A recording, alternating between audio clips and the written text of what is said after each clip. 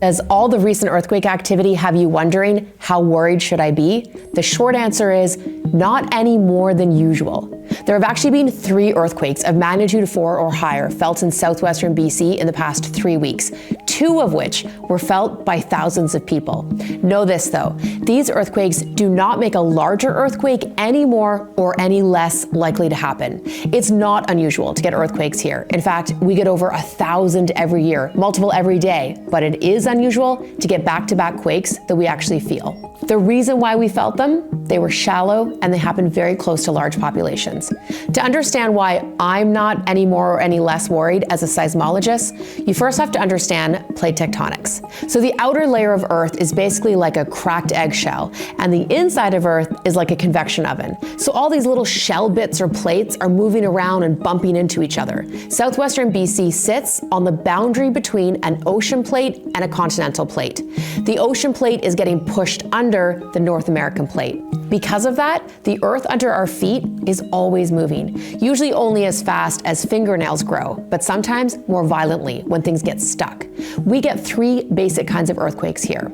Number 1 is the kind we've been feeling for the past few weeks, crustal quakes. These happen in the North America plate, so they're all going to be fairly shallow, sort of max out at magnitude 7 or 8, but they're going to be located much closer to major communities like Vancouver and Victoria. We also get what's called deep earthquakes. So these are happening in the Juan de Fuca ocean plate.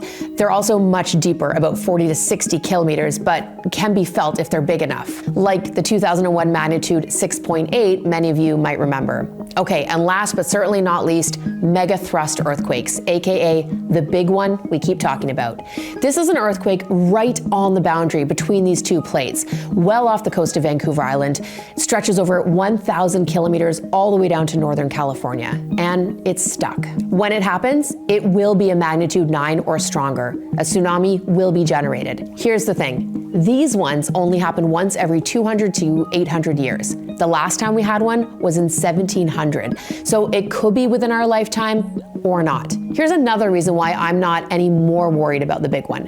Megathrust earthquakes tend to happen during an earthquake swarm. Thousands of crustal microquakes within a few months that are all too small to feel. And right now the data indicates we are not really in the middle of one of these swarms. The last one was August to September 2024. But that's why all our building codes and retrofits have the big one in mind. But regardless of the type of earthquake, if the epicenter is close to where people live, it can be damaging. The good news is that so far, these have been good earthquakes, the kind that remind us we need a kit, we need a plan, and we've had a couple of reminders now. So go do it, and then I give you permission to stop worrying.